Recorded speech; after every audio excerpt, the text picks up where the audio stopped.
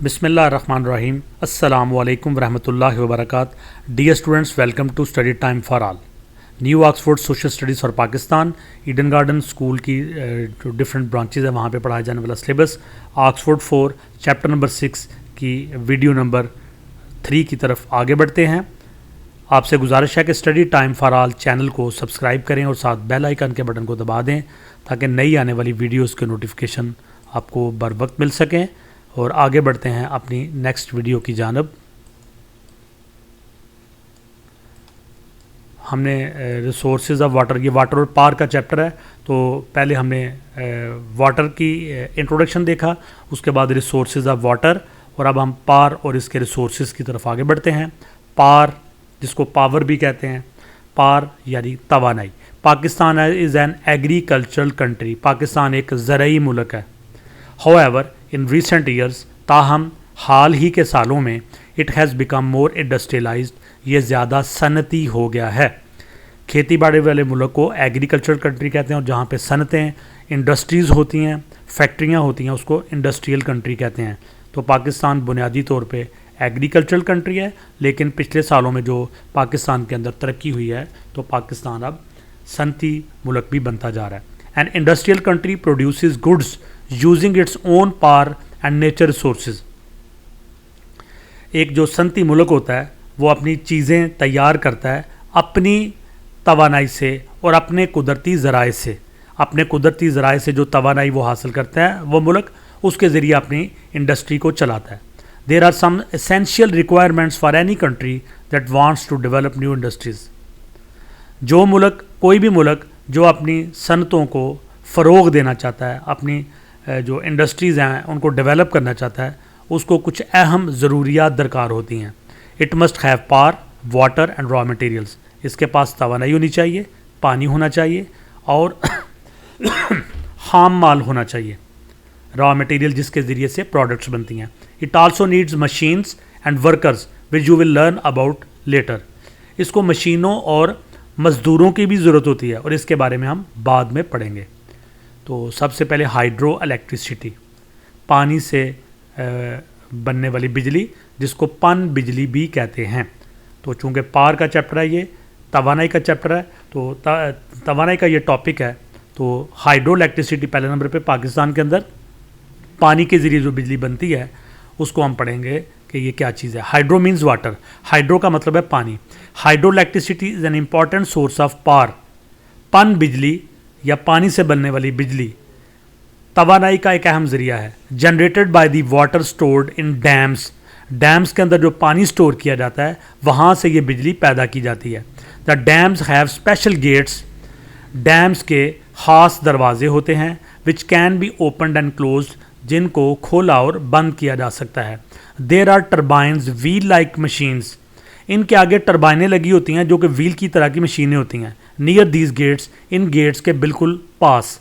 When a gate is open, जैसे ही कोई दरवाज़ा खोला जाता है, water rushes through and turns the turbines, तो पानी तेज़ी से फ्लो करता है, बहता है और इन टर्बाइनों को चला देता है। The power created by the turbines goes to a generator, जो ताकत, जो तवानाई टर्बाइन जो मशीनें हैं पैदा करती हैं वो जनरेटर में जाती है, विच changes it into electrical power, वो इस मैकेनिकल पावर को इलेक्ट्रिकल पावर में तब्दील कर देता है। This power is called hydro electricity, और इसी पावर को, इस ताकत को हाइड्रो इलेक्ट्रिसिटी कहते हैं। ये दरिया है, दरिया के ऊपर एक डैम बनाया गया जिसमें पानी जमा किया गया है, और ये एक सुराख है जिसमें से पानी को यूं करके बाहर निकाला गया है। ये टरबाइन है, जब टरबाइन चलती है, टरबाइन चलने से जनरेटर का डायनमो चलता है, डायनमो बिजली पैदा करता है। बिजली जो है वो बड़े खंभों के ज़रिए से हमारे घरों तक पहुंचा दी जाती है, हमारे कारखानों तक पहुंचा दी जाती है। इस तरह से हाइड्रो इलेक्ट्रिसिटी पावर का एक अहम रिसोर्स है। फॉसल फ्यूल्स, ईंधन।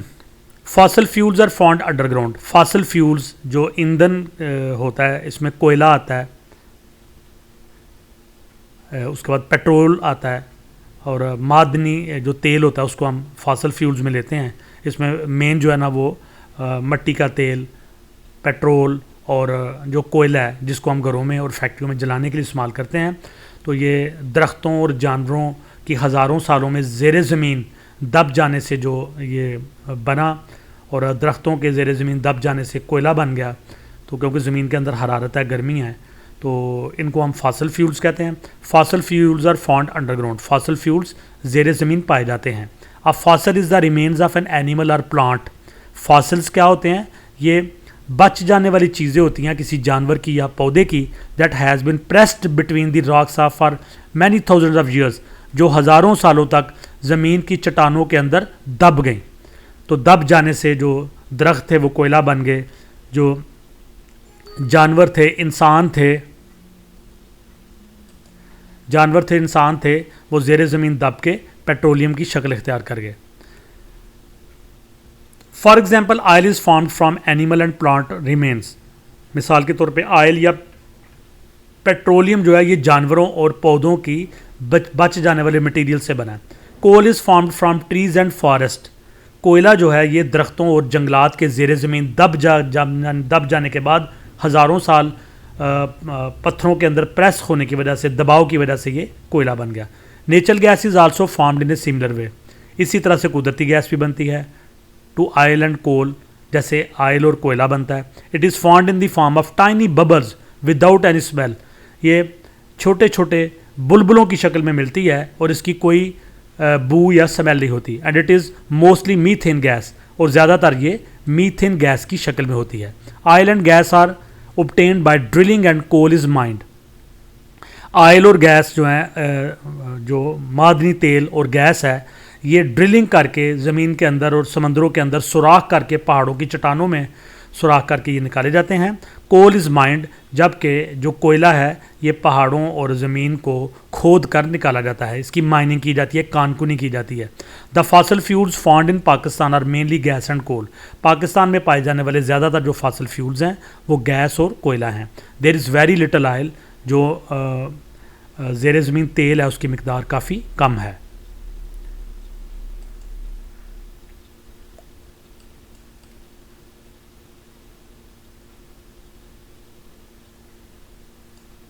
जी स्टूडेंट्स आगे बढ़ते हैं। Much of the electricity in the country is produced by thermal power. Pakistan के अंदर जो ज़्यादा बिजली पैदा की जा रही है वो थर्मल पावर के ज़रिए से, थर्मल पावर प्लांट्स पे बनाई जा रही है। For this we burn fuel such as coal, gas and oil. ये जो पावर प्लांट हैं इनके ऊपर कोयले, गैस या जो पेट्रोल या डीजल है इसको जलाया जाता है। There are thermal power station at Karachi, Hyderabad, Rawalpindi, Quetta, Lahore, Faisalabad, Guddu, Sukkur and other places in the country. ये जो थर्मल पावर स्टेशन है ये कराची में, हैदराबाद, रावलपिंडी, कोयटा, लाहौर, फैसलाबाद, गुड्डू, सक्खर और मुल्क के दूसरे हिस्सों में कायम किए गए हैं। तो यहाँ पे जो ये फ्यूल होता है पहले इसको ख़रीदा जाता है। फ्यूल को ख़रीदने के बाद, यानी वो कोयला हो सकता है, गैस हो सकती है या तेल हो सकता है, पेट्रोल हो सकता है, डीजल हो सकता है, तो इसके ज़रिए से जो जनरेटर हैं वो चलाए जाते हैं, बिजली पैदा की जाती है। और ये महंगी तरीन बिजली पैदा करने का ज़रिया है। इसके मुकाबले में जो हाइड्रो इलेक्ट्रिसिटी है जो पानी से बनाई जाती है वो सबसे सस्ता ज़रिया है। एटॉमिक पावर, एटमी तवानाई। Another kind of power is nuclear और एटॉमिक पावर।